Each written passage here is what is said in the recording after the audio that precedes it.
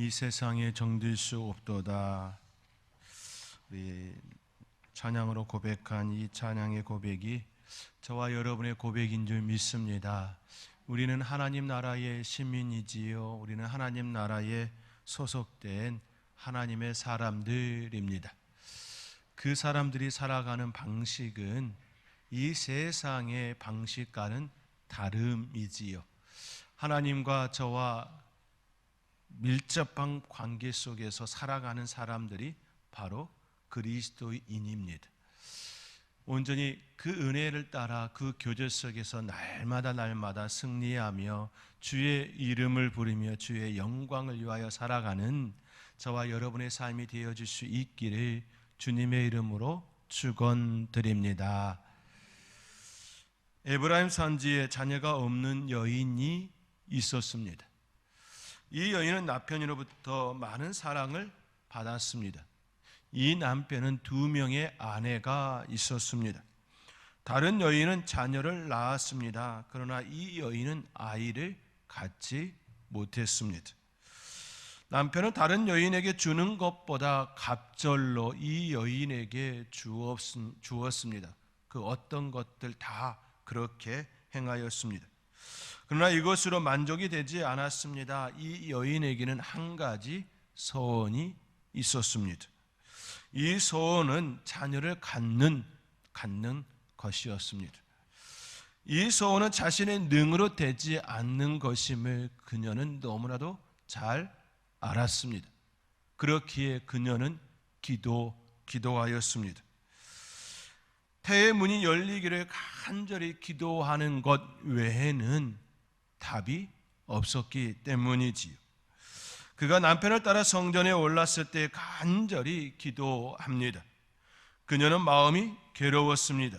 이 괴로움은 그 어느 것으로 대체될 수가 없었습니다. 남편이 갑절로 사랑해 주는 그 것으로도 되어지지 않았습니다. 그 마음을 하나님께 아뢰었습니다. 통곡하며 아뢰었습니다. 그리고 하나님께 소원합니다. 아들을 주시면 하나님께 드리겠노라고, 평생에 하나님께 드리겠노라고, 나시린이로 살게 하겠노라고 이처럼 고백하며 소원합니다. 아이를 갖지 못한 여인이 아이를 갖게 되면 그 아이와 함께 하기를 간절히 바랄 것입니다. 아이가 없는 그 여인이 다른 남편의 또 다른 그 여인에게서 낳은 그 아이들, 그 아이와 그 엄마와 함께 있는 그 모습을 보면서 굉장히 마음속에 나도 저런 삶을 살고 싶다라고 하는 것이 그 기쁨 속에 있었을 것입니다. 그런데 그녀는 그렇게 고백하지 아니하고 하나님께 드리겠습니다라고 그렇게 기도한 것이지요.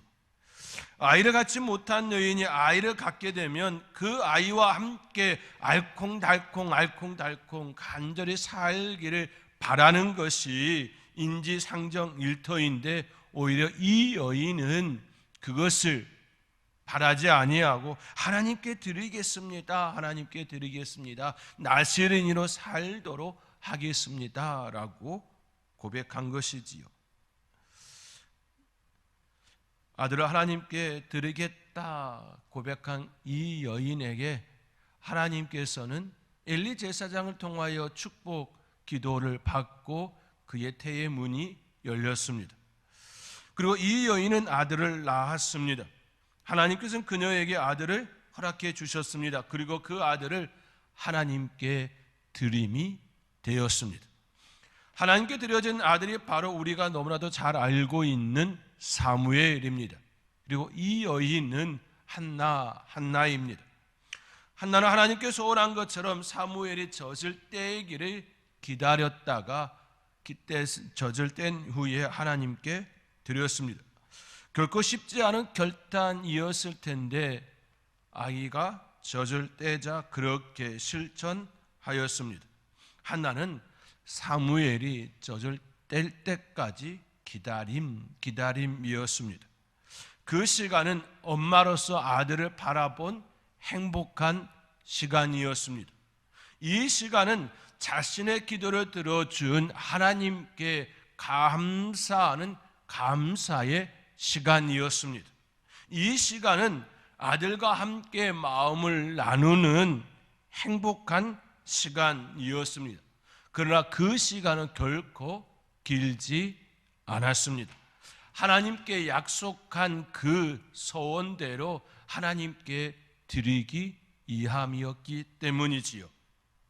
그 당시 보편적으로 젖을 떼는 시기는 이르면 2살이고 늦으면 5살이었습니다. 성경은 젖을 뗀 후라고 기록하였기에 몇 년 동안 함께 있었는지 우리는 알 수가 없지만 분명한 사실은 한나가 사무엘에게 엄마로서 하고 싶은 모든 것들을 온전히 쏟아낸 시간이었을 거라고 하는 것은 두말할 필요가 없을 겁니다. 그리고 드려진 이후에는 계속해서 사무엘이 입어야 할 옷을 계속해서 지어서 드림이 되었습니다. 하나님께 드리듯이 정성으로 그렇게 드림이 되었습니다. 자기의 아들이라 그렇게 고백하는 것이 아니라 하나님의 아들이라 하나님께 바쳐진 그 분이라라고 접근하며 그의 삶을 살게 되었음을 우리는 성경을 통하여 볼 수가 있습니다. 아주 짧은 시간이지요.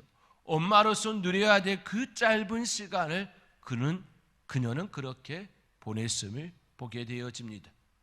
그래서 그랬는지 하나님께서는 그의 태를 더 열어주셔서 자녀를 더 낳고 그 자녀를 통하여서 효도를 받을 수 있는 길을 열어주셨음을 우리는 성경을 통하여 볼 수 있습니다. 이제 사무엘은 부모의 품을 떠나 엘리 제사장이 머물고 있는 실로 성전에 올라가지요. 이후의 삶은 자신이 자신의 삶의 주인이 아니라 하나님이 주인 되는 삶을 철저하게 살아내게 됩니다. 본인이 결단하여 올라간 그 일은 아니었지만 그의 삶의 자리는 이제는 자신이 자신의 주인이 되어지는 것이 아니라 하나님께서 자신의 주인이 되어진 그 삶을 살게 되어집니다. 하나님의 종으로서의 삶이었습니다. 말씀이 주어지면 말씀을 증언하는 삶이었습니다. 그러한 그에게 처음이라는 시간이 있었습니다. 처음부터 하나님의 음성을 듣는 법을 알았던 것이 아니었습니다. 그에게도 배우는 시간이 있었습니다. 모름지기 사람은 배워야 합니다. 사람은 배워야 자기 역할을 잘 감당할 수가 있습니다. 어른이 된다라고 하는 것, 성장한다라고 하는 건 결국 배운다라는 것이지요. 배우지 아니하면 바른 구실을 할 수가 없습니다. 그렇기에 배울 때에 바르게 배워야 합니다. 바르게 배우지 아니하면 그릇된 것이 내 안에 들어오면 그릇된 것들을 행하고 살아가기 때문인 것이지요.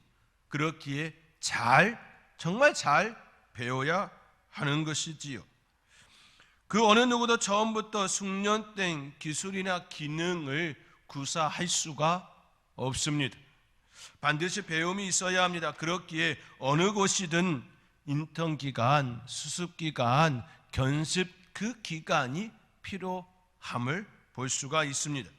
그 시간은 실수하는 시간이고 그 시간은 도움을 받는 시간이고 그 시간은 깨닫는 시간입니다. 그 배움의 시간 속에 실수하고 도움받고 깨닫는 그러한 것들이 결코 부끄러운 일이 아닌 것이지요.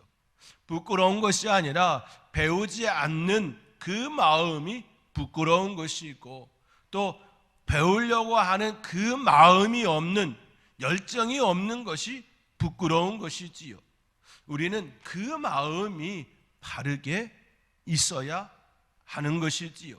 우리의 삶의 자리에 날마다 지금보다 더 나은 지금보다 더 나은 어른이 되기 위하여서는 지금도 우리는 배워야 하는 것이지요. 물론 견습생은 아니지요. 인턴은 아닙니다. 수습기간은 아닙니다. 그렇지만 우리 안에 바르게 가져야 할 마음은 오늘보다 내일이 더 좋은 어른이 되기 위하여서 지금도 배우리라, 지금도 배우리라 라는 마음이 반드시 있어야 합니다.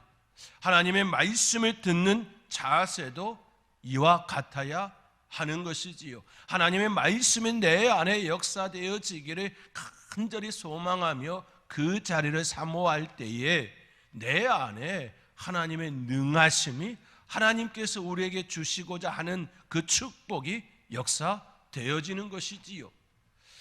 배우고자 하는 마음, 그런 마음이 결코 없으면 하나님께서 역사하고 싶어도 역사하실 수가 없게 되는 것입니다. 그러므로 우리의 마음은 늘 배우리라, 오늘보다 내일이 더 나은 어른이 되기 위하여서 오늘도 배우리라 라는 마음이 저와 여러분 가운데 있어지기를 권면드립니다. 사무엘도 그러한 시간이 필요하였고 하나님께서는 그에게 엘리 제사장을 통하여 배움을 갖도록 하였습니다. 하나님께서는 사무엘을 부르셨습니다. 그러나 그때마다 사무엘은 엘리 제사장에게로 달려갔습니다. 엘리 제사장님, 저를 부르셨습니까? 아니다, 부르지 않았다. 가서 자거라 말합니다. 하나님께서는 다시 사무엘을 부릅니다. 그때도 사무엘은 엘리 제사장에게 달려갑니다.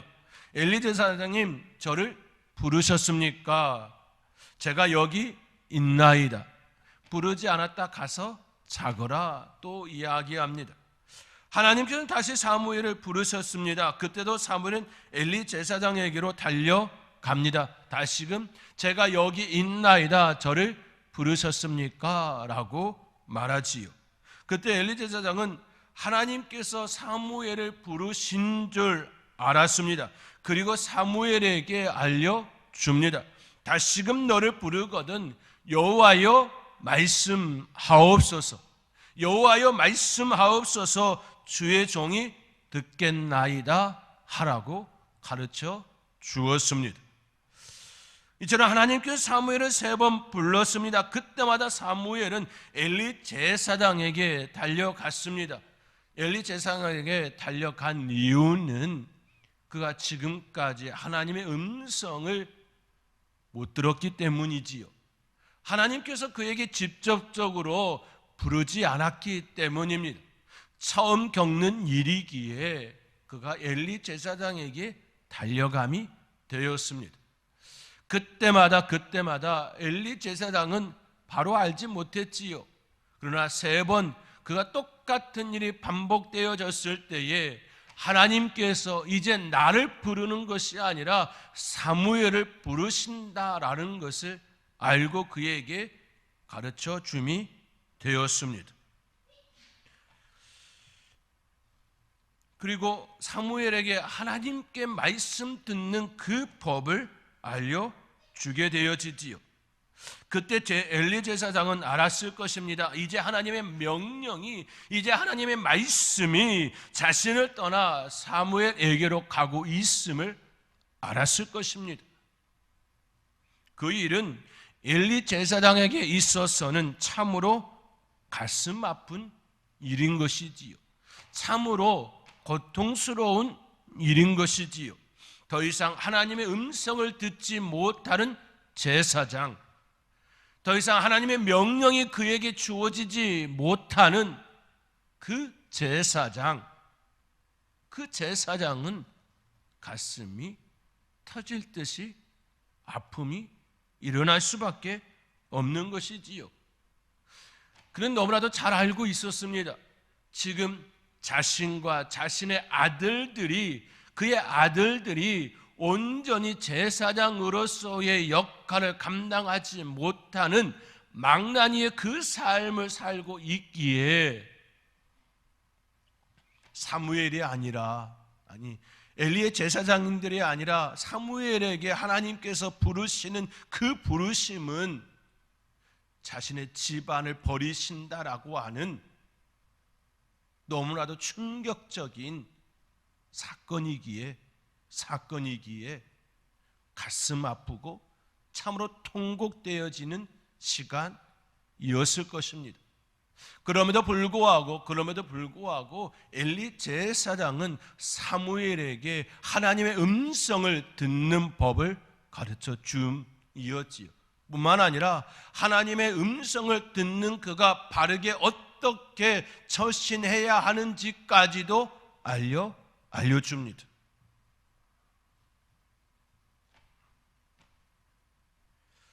사무엘이 하나님의 음성을 들은 후에 다시 물었습니다. 그때 가감없이 말하도록 엘리 제사장은 사무엘에게 가르쳐 주었습니다. 하나님의 명령, 하나님의 말씀이 그에게 주어졌고 그 말씀이 상대에 따라 다르게 이야기하거나 여가를 거쳐서 이야기하거나 필터를 거쳐서 말하는 그것을 온천적으로 엘리 제사장은 차단시켜 버리신 것이지요. 바르게 말하는 법을 또 가르침이 되었습니다. 엘리 제사장이 자기의 자녀를 바르게 가르치지 못했지만 사무엘에게는 하나님의 음성을 듣는 법과 하나님의 음성을 들었을 때에 어떻게 처신해야 하는지에 대하여서는 명확하게 정확하게 알려줌이 되었습니다.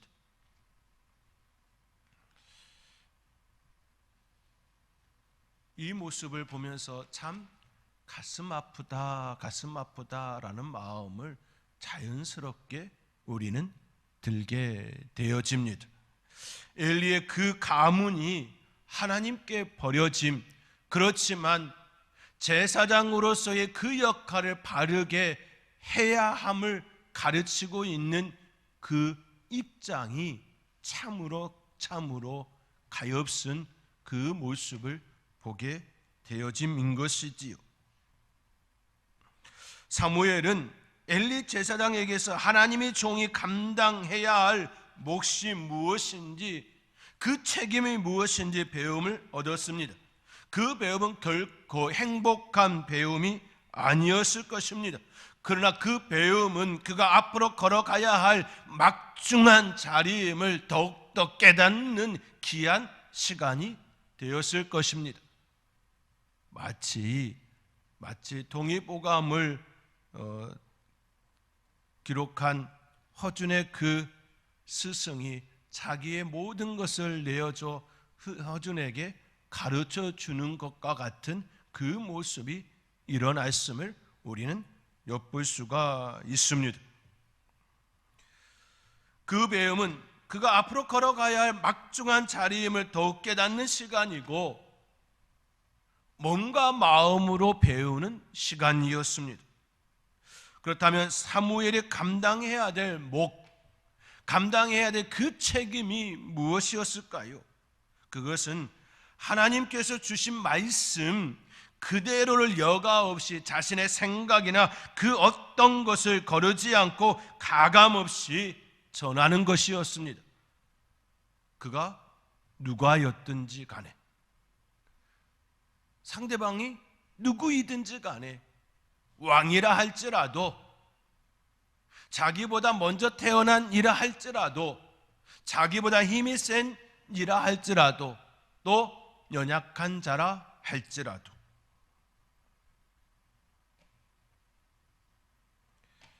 엘리 제사장은 바로 이것을 사무엘에게 매우 엄한 말투로 가르쳐 줌이 되었습니다. 오늘 본문 17절의 말씀입니다. 오늘 본문 17절 말씀, 우리 여러분이 가지고 있는 성경 그걸로 함께 읽겠습니다.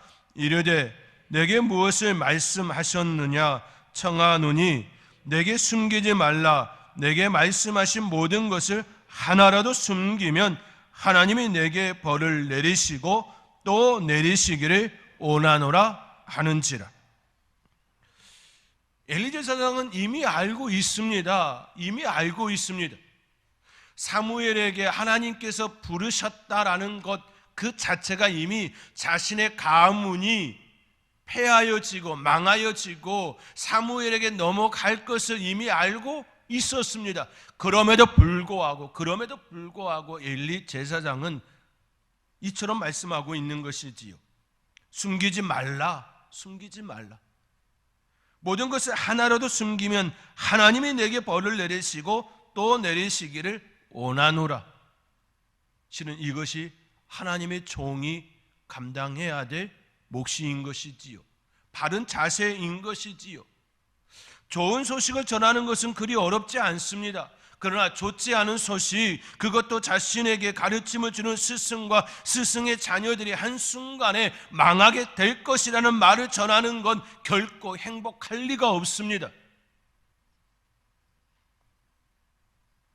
하나님께서 사무엘에게 엘리 제사장과 그의 아들들이 그의 집이 영원토록 심판받으리란 그 말씀을 주셨습니다. 한날에 그의 아들들이 죽고 그의 아버지 엘리도 죽는다는 그 말씀을 받았습니다. 실제로 한날 엘리 제사장과 그의 두 아들들은 죽었습니다. 그것도 엘리의 아들들이 하나님의 언약궤를 믿고 나간 전투에서 그 어떤 힘도 써보지 못한 채 언약궤까지 블레셋 사람들에게 뺏기고 죽임을 당한 일이었습니다. 참으로 참혹한 사건인 것이지요. 그 참혹한 일이 엘리 제사장과 그의 아들들에게 일어났습니다. 그 되어질 그 일을 사무엘은 하나님께 받았습니다. 그 말씀을 받을 때에 사무엘은 얼마나 두려웠을까요?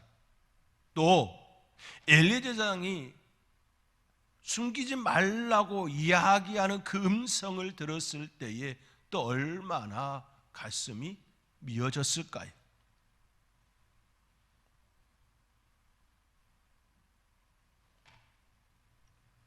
그러나 하나님의 말씀을 맡은 자는 반드시 하나님의 말씀대로 전해야 하는 것이지요. 그렇게 살아야 합니다. 내 입맛에 좋은 것은 전하고 그렇지 않은 것은 거르는 형태가 될 수가 없습니다. 강단에서 좋은 말씀만을 전하면 참 좋겠습니다. 그런데 종종 하나님께서 강한 마음을 주셔서 쓴소리를 해야 할 때가 있습니다. 기도하고 또 기도해도 그렇게 전하게끔 하시는 그때가 있습니다. 참 힘듭니다. 설교를 하면서도 말씀을 전하면서도 그 시간은 결코 행복하지가 않습니다. 그런데 전하라고 하는 그 마음을 주시기에 전하지요. 말씀을 준비할 때부터 참 힘듭니다. 그 마음을 준 그때는 기도가 더 되어집니다. 행여나 이 일로 인하여 시험 들지 않기를. 참으로 이 말씀을 잘 받을 수 있기를 그렇게 기도하고 또 기도하게 되어집니다. 때로는 슬금슬금 뒷꽁무니를 빼고 싶기도 합니다. 피하고 싶은 마음이 더 강할 때가 있습니다. 그러나 그렇게 하였을 경우에 호미로 막을 수 있는 것을 가래로 막아야 하기에, 아니 가래로 막아진다면 오히려 괜찮겠습니다. 그러나 결코 그렇지가 않지요. 전하라 명령할 때에는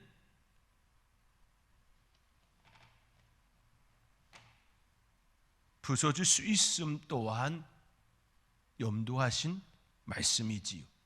그래서 참 두렵습니다.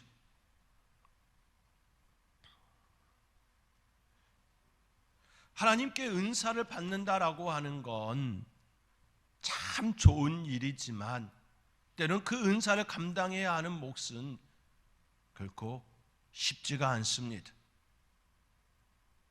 어느 가정에 좋은 소식을 마음에 주시고 그 마음을 품을 때는 참 좋습니다. 그런데 그렇지 못한 말씀도 받지요. 그럴 땐 정말로 기도가 되어집니다. 눈물 콧물 쏟을 때가 있습니다. 괴로운 일이지요. 은사를 받는다라고 하는 건 늘 좋은 일만 있는 건 아닙니다.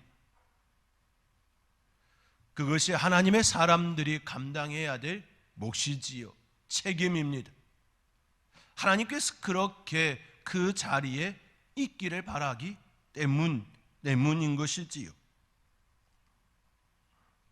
감당해야 할 몫을 하지 못하여 무너질 수 있음을 바라본다면 더욱더 기도함으로 그 일을 감당하게 됩니다. 이것은 말씀을 맡은 자의 사명이고 충성이고 기도해야 될 이유입니다.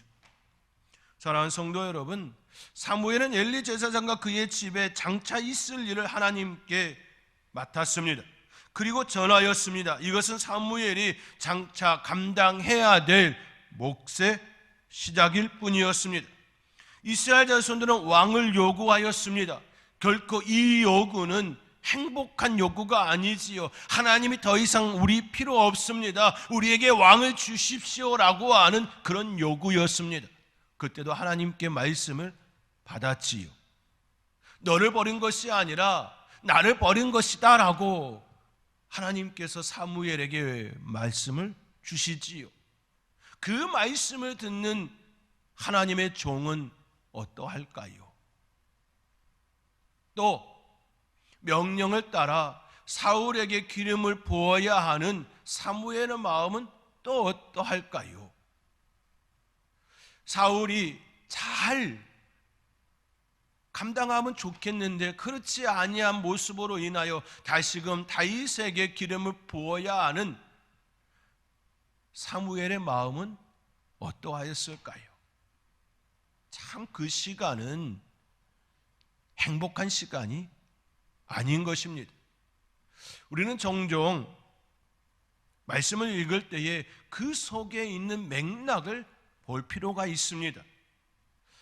사무엘이 다윗을 위하여 기름을 부을 때에 이새의 집에 가서 다윗에게 기름을 부을 때에 그 일은 결코 행복한 일이 아닌 겁니다. 사울이 하나님의 말씀을 따르지 않음으로 인하여서 새로운 가문의 그 집에 기름을 부어야 하는 일인 것이지요. 결코 행복한 일이 아닌 것입니다. 그런데 그 일을 감당해야 하는 것이지요.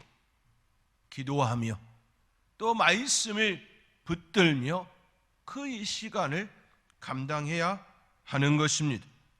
이것이 그가 겪어야 할 사명이고 충성이고 책임이었습니다. 우리가 목회자들을 위하여 교회 지도자들을 위하여 기도해야 될 이유가 바로 여기에 있습니다. 감당해야 할 그 몫을 피하지 않고 온전히 하나님의 마음으로 감당할 수 있도록 기도로 도와주어야 합니다.